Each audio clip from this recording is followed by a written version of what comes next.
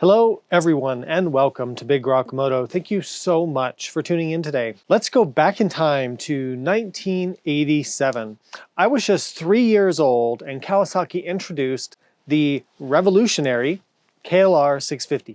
With a long travel suspension designed to tackle potholed roads and gravel roads, powered by a torque-rich 650cc single-cylinder engine with a counterbalancer to quell vibrations, and equipped with a miniature fairing to deflect the wind, and a comfortable seat and a large fuel tank, the KLR650 at the time was much more comfortable for covering highway miles than its competitors like the Honda XR650, the Suzuki DR650, and bikes like that. Now, it's hard to believe, but it's been 38 years since that first KLR650 was introduced. Here we have the third generation of the KLR650, notably in this lower seat height S version. I reviewed this updated third generation KLR650 a few years ago when it first came out, and some notable improvements over the Generation 1 and Generation 2 KLR650 were fuel injection, new bodywork, LED lighting, new instrumentation, and a host of other changes. Today we're going to take one last look at Kawasaki's venerable KLR650 and especially focusing on this shortened S version, which is much more approachable for shorter riders or newer riders, people just getting into adventure riding who want a shorter seat height. So today, here's what you can expect. We'll briefly cover the specs and the features of this bike. I'll show you the riding position and the ergonomics. We'll do the drop and lift test. We'll go for a ride both on and off-road. Then we'll come back here. We'll discuss the pros and cons to this bike, the competition to this bike, and we'll end with some final thoughts. One last note before we jump into the review, I've installed some affordably priced and effective upgrades and accessories on this KLR650, and I'm going to be featuring those upgrades in a separate video, which I will link here below, which I plan to publish around the same time I publish this review. So check that out and look out for that down below in the pinned comment and the description. All right, let's jump into the review. All right, so let's talk about what makes this S model different from other KLR650s available. So the S model is the same motorcycle as a regular KLR650 with two major changes, one to the suspension and one to the seat. So the seat on this bike has been shaved about 35 millimeters or 1.4 inches, especially here kind of in this spot where the rider tends to sit. Now, in terms of the suspension, what they did was they lowered it or reduced the suspension travel by about 1 inch or about 25 millimeters. It also receives firmer spring rates to compensate for that loss in suspension travel. So it's a shorter travel, yet firmer suspension than the standard KLR. Now, all this works together, it combines to lower the seat height overall by about 55 millimeters or about 2.2 inches down to 815 millimeters or 32.1 inches versus the 870 millimeter or 34.3 inches of the standard KLR 650. All right, let's briefly cover the specs, features, and take you on a tour of the 2024 KLR 650S model. So pricing, you're at $6,899 in the US, and add $300 if you want to get the ABS, anti-lock brakes, which I highly recommend you get because it's much safer and much better stopping with ABS. And I'm really surprised actually that you can even buy a motorcycle like this without ABS in 2024, 25. So please get ABS. If you get one of these bikes, it actually works pretty well off-road. It's tuned in for that, and you can wire in a switch if you really want to turn it off or pull the fuse, but it really could save your life. So okay, moving on from my soapbox on the ABS, 456 pounds is the wet weight, fully fueled up, ready to ride. That's 207 kilograms, so pretty heavy for a bike in this category with only 40 horsepower. Speaking of horsepower in the engine, you're looking at a 652cc single-cylinder engine, liquid-cooled, 40 horsepower and about 39 foot-pounds or 53 newton-meters of torque. Very low compression ratio, 9.8 to 1. So really good for traveling in parts of the world where you can't get high octane fuel. So you can run 87 Fuel on this bike, no problem at all.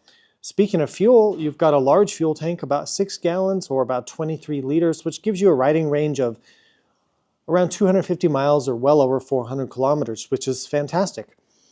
Wheels and tires on the KLR650, you do have a proper off-road 21-inch front tire with spokes and with a tube.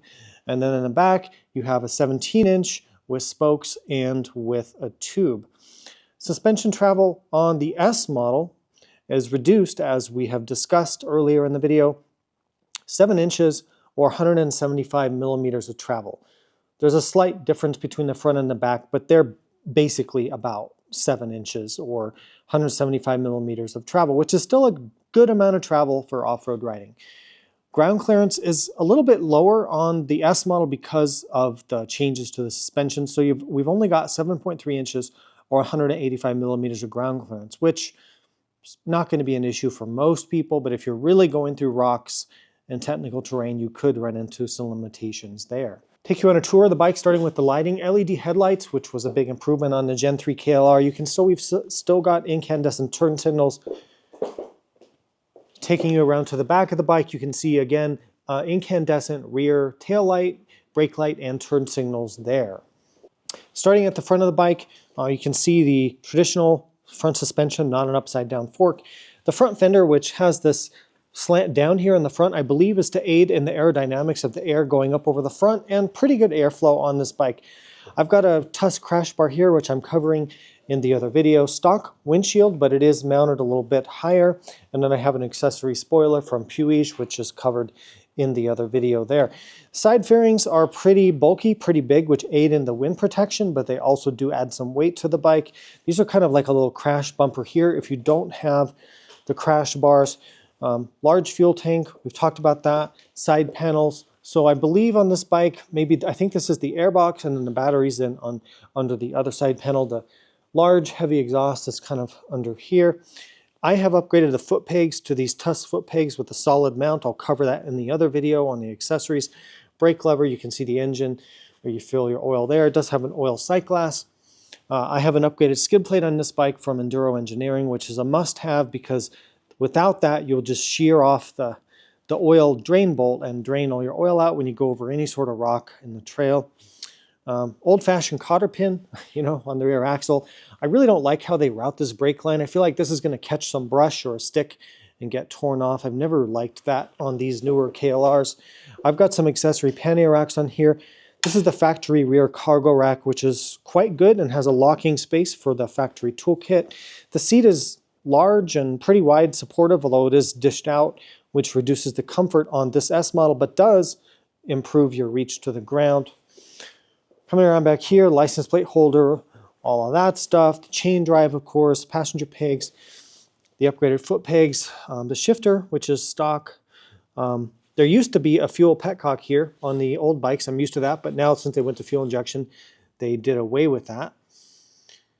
Let's see, what else should we talk about? Let's look at the cockpit and controls and dashboard here. So I've got some upgraded Tusk D-Flex Pro handguards, which are very nice on this bike. Factory controls are very simple, normal, easy to use, nothing really to discuss. I've got upgraded double take mirrors, which I'll cover again in the other video. There is a place for a USB outlet, which some of the KLR models come with, a place for a switch for the auxiliary lights, which the Adventure models come with. I don't know what, maybe another switch possible for heated grips or something, I'm not sure.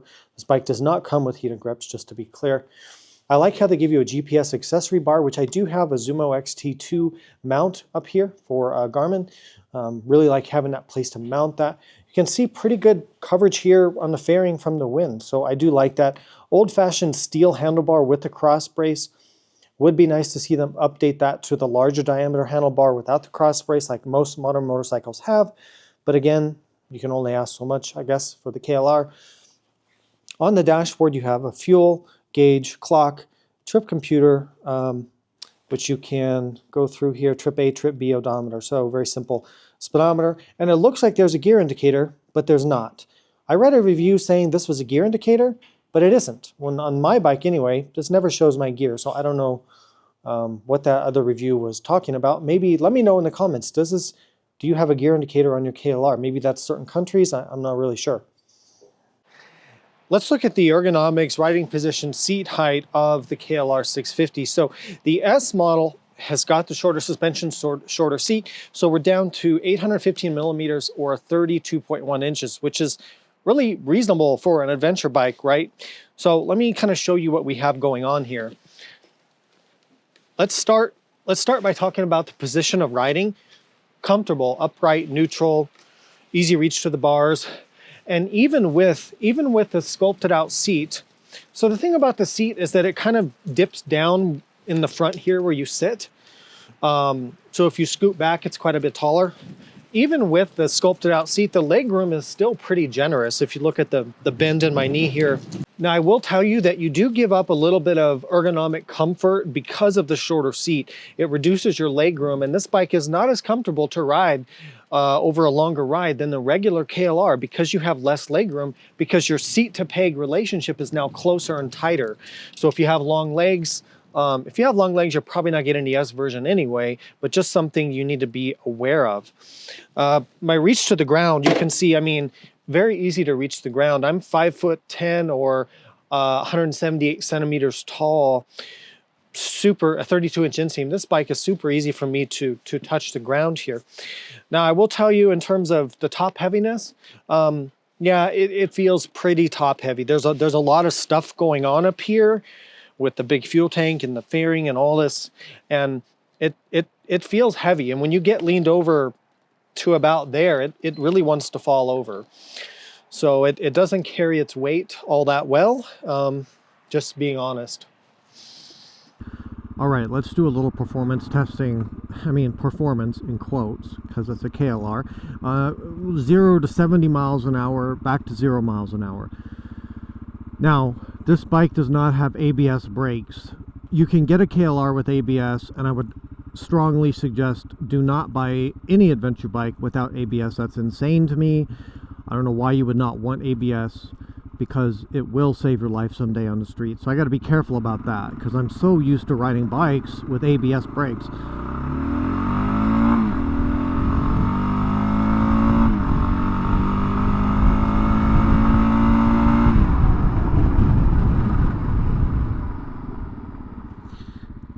Okay, so the brakes on the KLR are pretty soft and spongy, but they do their job well enough. They're acceptable, barely. I was locking up the back a little bit, and I can't brake as hard on a motorcycle that doesn't have ABS because that safety net isn't there. Even professional riders can stop faster on an ABS equipped bike than they can on a non-ABS bike, even professional riders, just because that threshold is hard to feel, especially with an adventure knobby tire.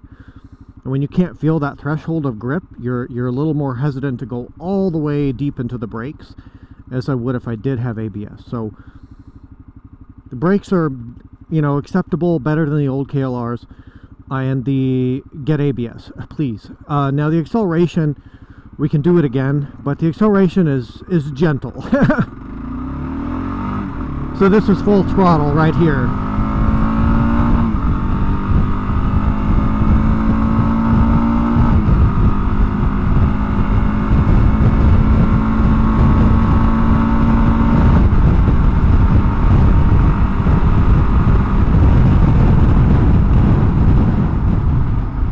So it's very windy out here, and I'm getting some wobbly from these aggressive off-road tires.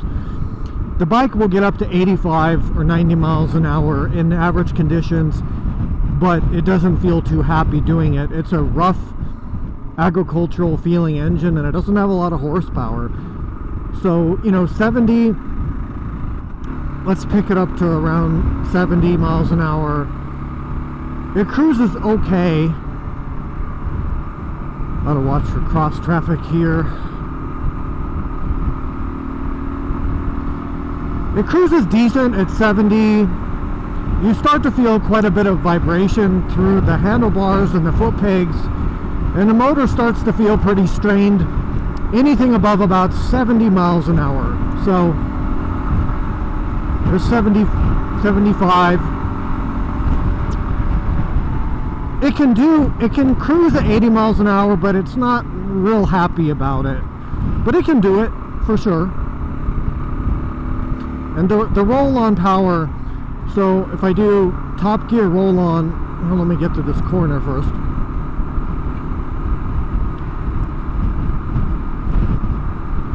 You know, top gear roll-on from 60, full throttle, 67, 68, 69, 70, 72, 70.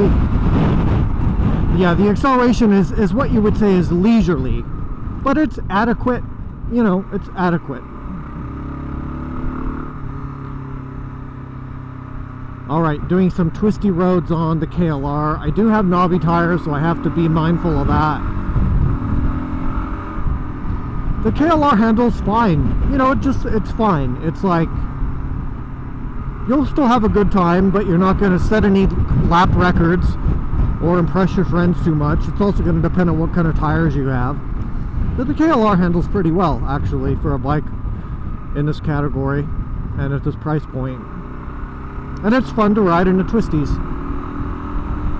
Alright, I'm out here in Anza-Borrego Desert State Park in Southern California, and we're going to do the off-road riding segment on the 2024 KLR650S model, the short model. So forgive the extra wind noise today if you're hearing that. It's a very windy day here. We have a storm coming in, and the desert gets extremely windy when that's happening, so excuse that. Let's jump on board the KLR. I always appreciate being close to the ground on this S model. It just feels like home. It feels like I've got this cockpit, got all this protection. It's comfortable, it's cushy, nice wind protection. So let's see how it is off-road.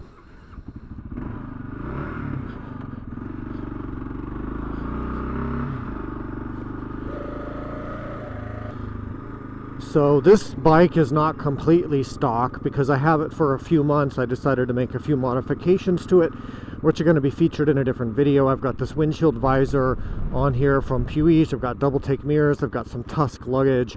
I have the skid plate, the crash bars from Tusk. I also have the solid mount Tusk foot pegs, which make a huge improvement in the confidence for riding off-road. Give me a solid, good traction there on the foot peg, so that was a huge improvement.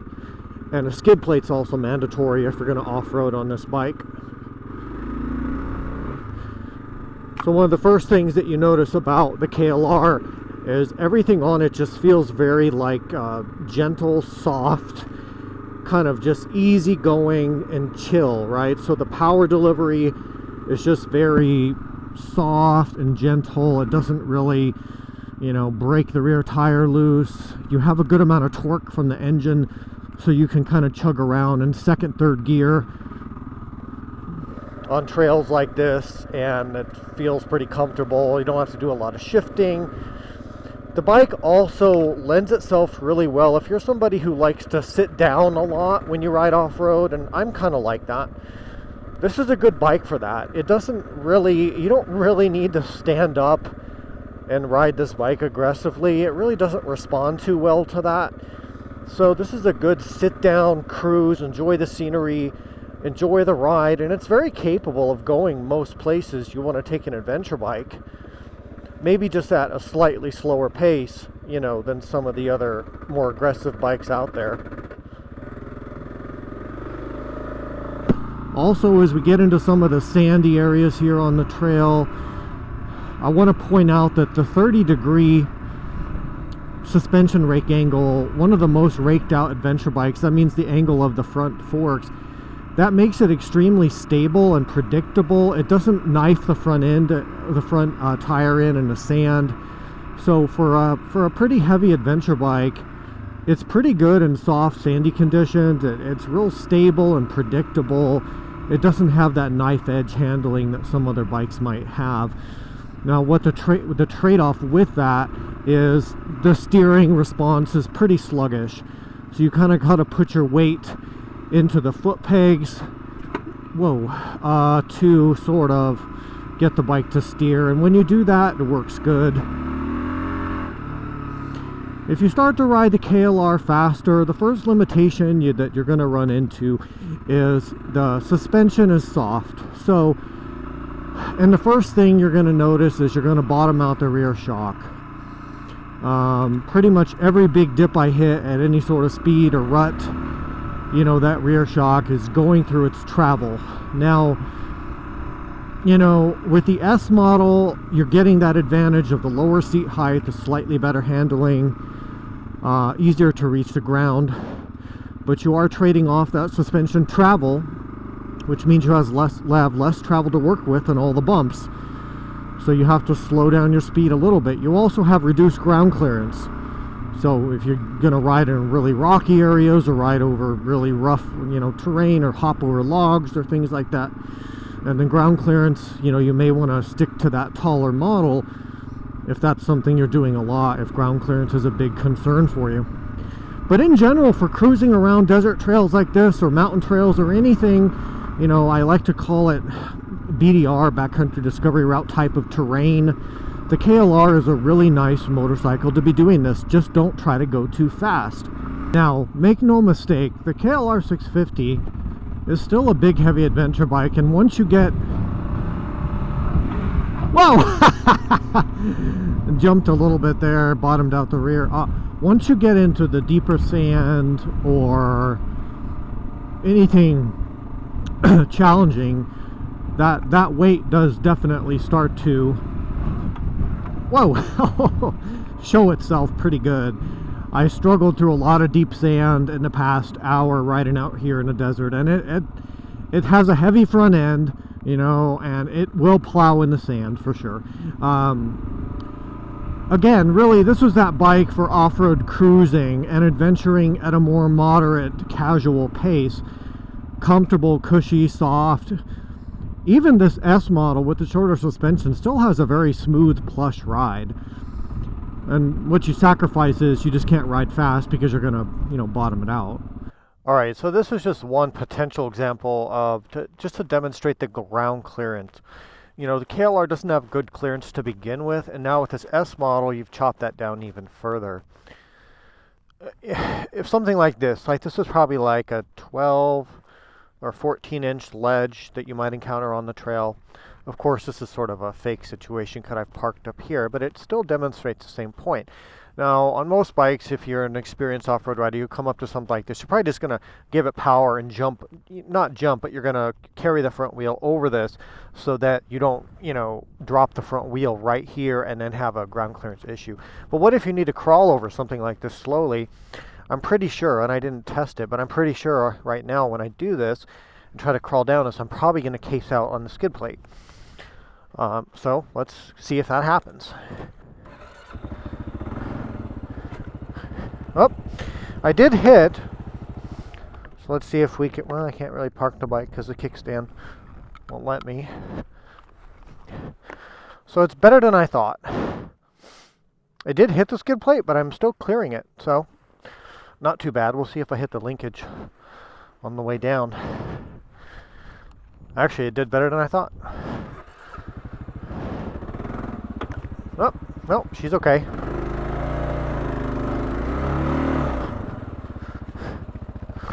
The sand is so deep right now. So, I almost forgot I need to film the drop and lift test on the KLR, so let's go ahead and do that now. Now, it's not totally fair because this bike is not stock. I've got Tusk Deflex handguards. I've got Tusk front crash bars that protect the fairing. I would say this is your minimal protection that you need on an adventure bike. Some crash bars to protect your radiator, a skid plate, handguards. I also have panniers on this, and that helps as well. So it's going to do really well in terms of durability, and we'll see how it is to lift. In stock form, you could potentially damage the fairing. You could break your levers because you wouldn't have the wraparound metal handguards. So again, basic protection, separate video on the KLR accessories. So let's actually really throw this down. All right, we can see underneath here the bike, the linkage, the skid plate. Let's go ahead and lift it up. It's not totally flat, again, because I think I've got the panniers and the handguards and that kind of stuff.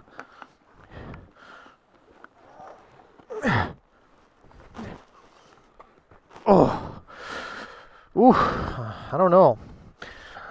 That was pretty tough. It definitely Definitely feels like a 470-pound motorcycle when you have to lift it, for sure. It's still a heavy girl. It feels every bit of that weight when you have to lift it. It's doable, but that strained me pretty good. I was trying to lift with my legs, but still a tough one. See how we did. Yeah, that went in. Crash bars do a great job. Handguards do a great job, just as you would expect. Zero damage to the bike. All right, let me summarize what I think the pros and cons are to the KLR650. So for me, the pros, very linear power delivery, good torque, very friendly, predictable power. It's never going to surprise you, and that can make it better for beginner riders or riders who are just looking more to cruise around and don't need high performance. Another pro for me, the wind protection on this bike. In a bike of this category, this is very good wind protection for your torso and even your helmet, especially once you add on this little extra windshield visor that I have here and raise the stock windshield up to the high position. Pretty good wind deflection, so I like that.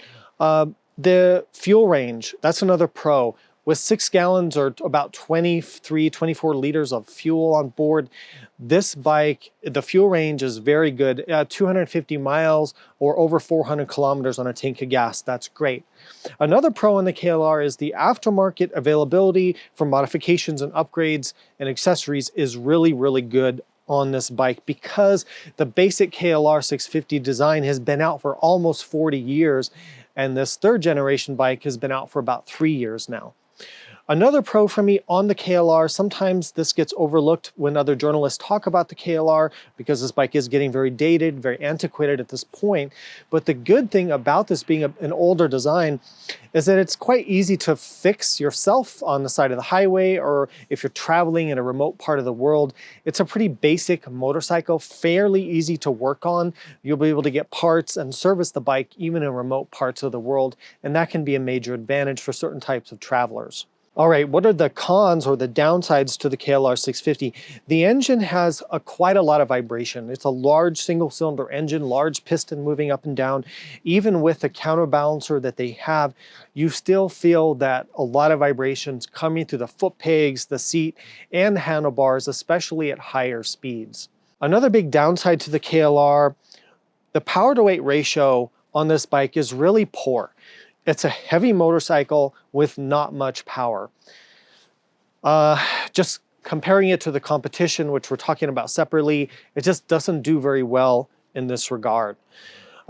Speaking of weight, another downside for me, for what this bike is, I think it's too heavy.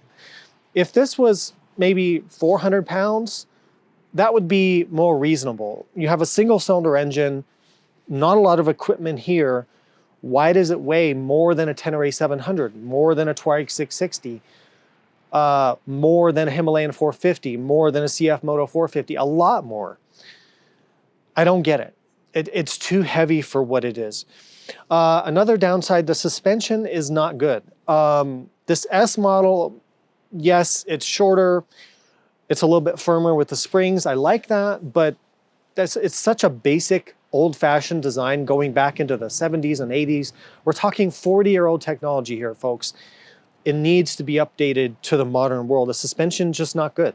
Also, the other downside is that while they did give us an LCD dashboard, they took away the tachometer.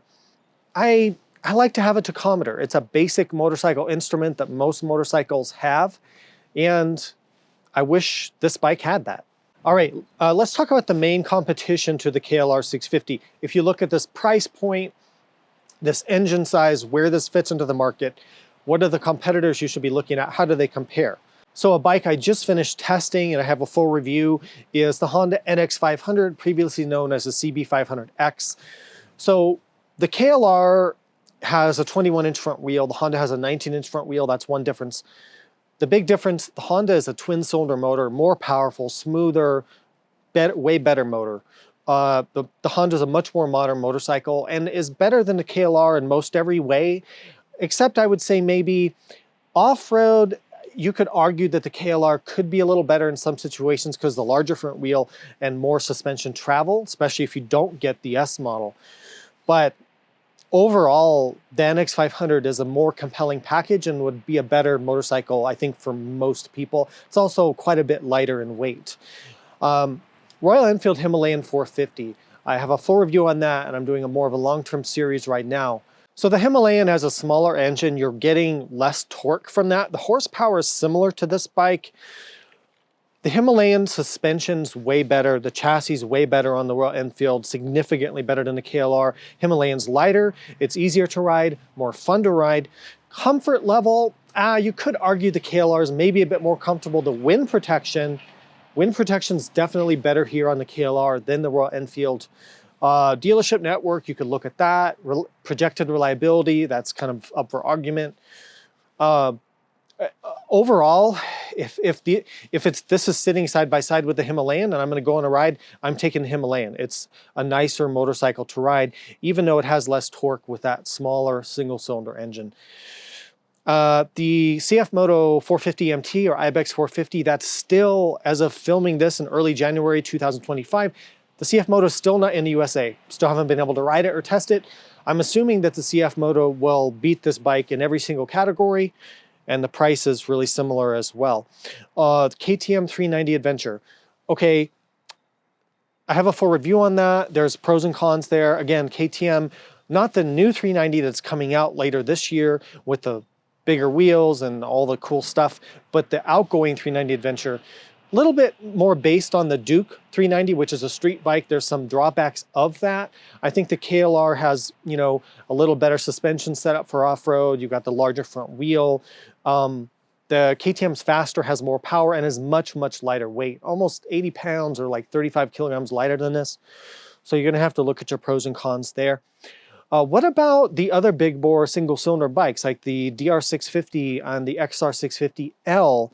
You know, for a long time, it was the KLR, the DR, and the XR, and people like their big bore single cylinder thumpers.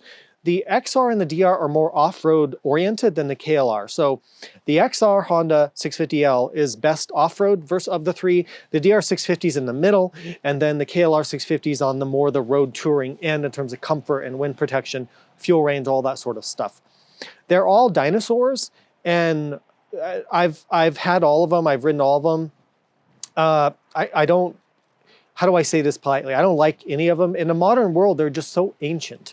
The DR650 and the XR are still carbureted, whereas now you got fuel injection here. The DR, you know, can be set up to be a pretty good all-around adventure bike for a smaller adventure bike. If you can live with the carburetor and, you know, you're probably going to upgrade your fuel tank and put on a windshield, do all the things that everybody does to a DR, it's a pretty good bike. Lighter than this, better off-road than this. The XR is really more off-road oriented than either the DR or the KLR. So look at your pros and cons there. Now, what about going up in price a little bit? If you can jump up a couple $1,000 in price, you could get yourself a Transalp 750 or a Yamaha Tenere 700. You should do that. I want my brutally honest opinion, spend the extra couple grand, few grand, get the Transalp or get the Tenere 700. They are better motorcycles in every single category than the KLR, and they are worth the extra money, in my humble opinion. Final thoughts on Kawasaki's KLR650S. This has been a tough review for me to get through. You know, I have so many memories of riding KLR650s in amazing places. And the KLR650 was my gateway drug to adventure motorcycle riding. You know, how long has it been now? 20, 25 years ago that I started riding KLRs. And I have so many good memories of these bikes.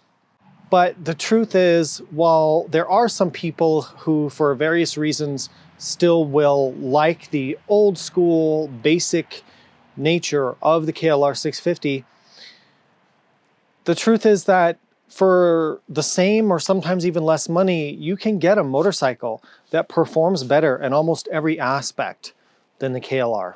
The KLR650 is really kind of what you would expect from a platform that now is nearly 40 years old.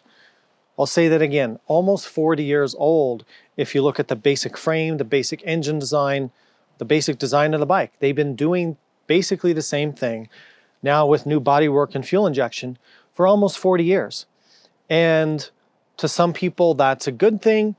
But to some people, and in my opinion, that's really a bad thing and has left this bike sitting in the past. The KLR, relative to the modern day competitors, is heavy, clunky, has an ancient 5-speed transmission, is slow, doesn't have a lot of the features that you might want, and really, except maybe for the large fuel tank, doesn't really offer much over its more modern competitors. My hope, my sincere hope, is that Kawasaki comes through on the promise or the teaser that they delivered at EICMA a couple months ago by teasing the KLE500, a twin-cylinder modernized adventure bike.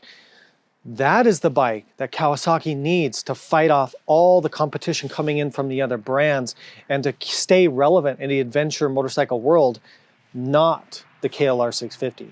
Put simply, I really think the KLR is more than ever really showing its age, and I think it's time to move on. Thank you so much for watching. Please support your channel. There's ways to do that down below. Ride safe, and I'll see you out there.